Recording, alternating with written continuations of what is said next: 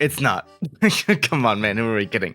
Doom? You clicked on this video and thought Doom might be biblically accurate. Okay, that's funny, bro. Maybe you're just a 12-year-old kid on the brink of convincing your Catholic mom that Doom is actually biblically accurate and that I can play it, Mom. You're not killing people, you're killing demons. Isn't that good? Well, I may not convince any Catholic mothers today, but it may not be totally out there to see the game from this perspective. I mean, the game literally takes place in hell. And what is more biblical than purging the universe of the plague that is demonic forces? When Doom was first created in the 90s, it was inspired by the horror, sci-fi, and action films at the time, Terminator, Aliens, Evil Dead 2, the sort of biomechanical, bloody, overwhelming evil sort of thing, you understand. Engineered killing machines, murder robots, undead zombies, Nazis, all enemies that could be killed in a variety of gruesome ways, and any movie watcher or game player wouldn't bat an eye. When id Software was working on their next project, they took the same approach, choosing the spawn of hell itself as your target. So, Doom guy, anti-demon. The Bible, also anti-demon. That's enough of a connection to warrant an entire video, don't you think?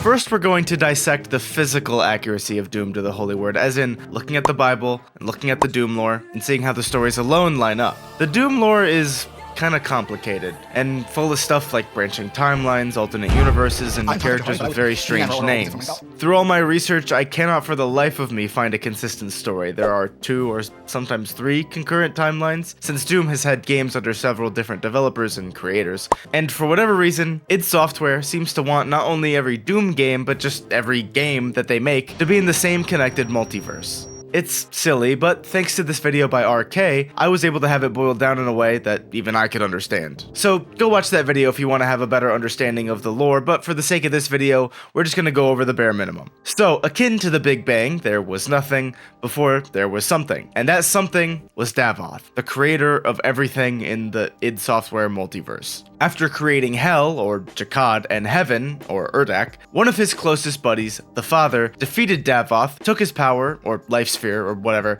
and cast him out to Jakad. The Makers, or angels, basically sealed Jakad away along with Davoth, turning all of its inhabitants into the mutant creatures we know in Jib today. Essentially, from then on out, the timeline, or timelines, boiled down to Doom Guy, or Doomslayer, killing everything. And that's what makes it just so dang fun to play. Now, I'm sure the people who came here for the Bible stuff are already scratching their heads, and the people who came here for the Doom stuff are mad at me for butchering the wonderful Doom lore. So let's move on to the stuff that's a little bit more well-recorded, the Bible. In the beginning, there was nothing except for God, since he always has been and always will be. Over the course of 6 days, he created the universe and everything in it before resting on a 7th day. God had created the first 2 humans, Adam and Eve, and said that they could enjoy everything in the Garden of Eden, except for the fruit of the tree of knowledge of good and evil. But the serpent in the garden, who was the devil, deceived them into eating of the fruit, and they were cast out of the perfect garden. This is known as the fall of man. Thousands of years later, a savior, Jesus, was born, and after a short life of servant leadership, teachings, and miracles, he was crucified, taking on the sin of man and dying for humanity's sins. As you can probably tell, I'm a little bit more familiar with Bible lore, so let's compare the two. They both seem to be a monotheistic universe, as in one god. Although this is slightly debatable for Doom, since Davoth eventually made other godlike beings capable of creation, but it started with him being the source of creation, so for simplicity's sake, I'll consider it one god. And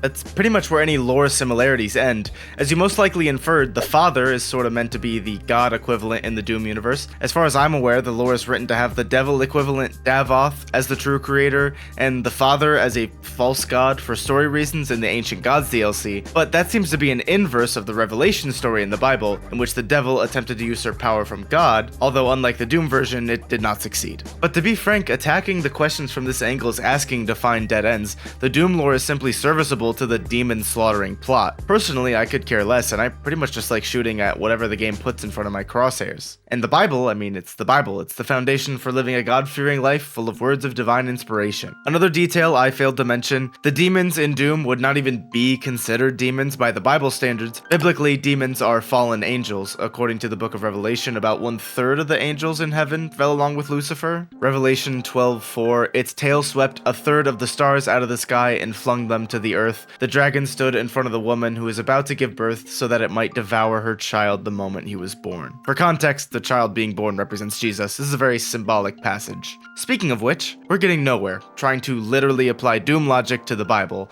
It's clear Doom has an entirely different universe surrounding it, possibly to avoid coming off as offensive by trying to pivot to having its mythos contained like within itself. But the Bible isn't just stories, right? It's got symbolism, morals, fancy stuff like that. So, let's see, is Doom Guy a saint or a sinner?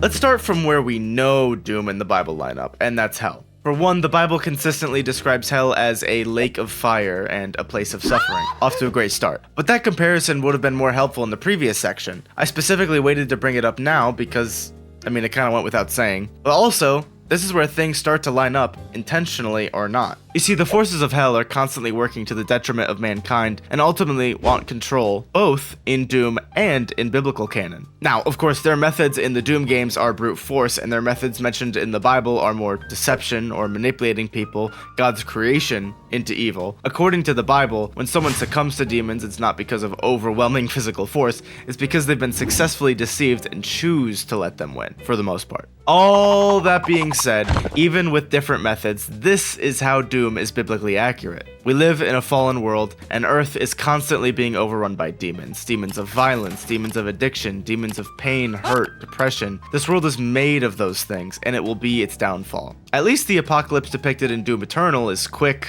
obvious, and they kinda had a fighting chance. Only a few billion casualties take place before the Doomslayer comes down to Earth to save the day. Yeah, we're going there. We have a fighting chance, and we have a savior. Boom! What's interesting about this allegory is it is kind of a testament to how we as humans think. Let me explain. I'm not saying Doom Guy is Jesus. It's like how Aslan from Narnia is Jesus. You can see how it represents it. You'll see. What's interesting about this allegory is it is kind of a testament to how we as humans think. When the Israelites were waiting for a savior to come, they were expecting a Doom Guy, a warrior to break them out of physical bondage and oppression, since at the time Jesus was born, they were under Roman occupation. But instead of a military leader, they received a servant leader. So in Doom, the savior is the warrior, since that's what the writers wrote him to be. Rightfully so, it's a shooter. But this is analogous for the biblical story because the absolute destruction of dark forces we see in Doom physically is what Jesus does spiritually. I managed to turn another pop culture thing into a sermon. Sorry. This video you're watching now is actually inspired by another video of a pastor reacting to gameplay of Doom Eternal and sort of coming to the same conclusion that it's kind of a badass allegory. So, I never actually gave a yes or no. Is Doom biblically accurate? Still no, absolutely not. The creators went out of their way to rewrite the story to not be biblically accurate. The Doom universe, multiverse or whatever, is more akin to a fantasy universe, which would make sense as the original Doom game was inspired by a D&D campaign the creators had played, where they fought demons with technology. So the foundations of Doom's story weren't even necessarily biblical, even with the use of the forces of hell as an antagonist. And that's okay, killing monsters is fun, and as I've said in my Hell Effect video, Christian, atheist, agnostic, Muslim, Buddhist, whatever you may be, we all have demons. Whether or not you think the awful side of life is perpetuated by real evil spirits or simply think bad things are bound to happen, or both, life can be easier when your problems have a face. A face that you can bash in with a fist seemingly carved out of stone. And that can be a cathartic experience. So, I don't want you leaving this video thinking I want to say that Doom Guy is Jesus. That's not what I'm saying. I actually think we are Doom Guy. I mean, obviously, we are POV playing as him in these games, but in life, we are armed with what we need to navigate our fallen world. We just need to get back up. So, let's be more like Doom Guy. Let's, spiritually, demolish our demons and do our best to do the same for others.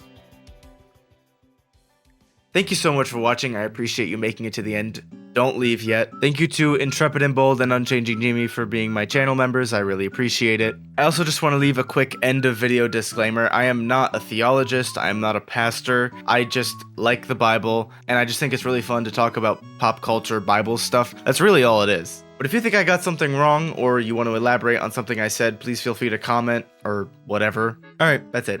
Bye-bye. God made you special, and he loves you very much.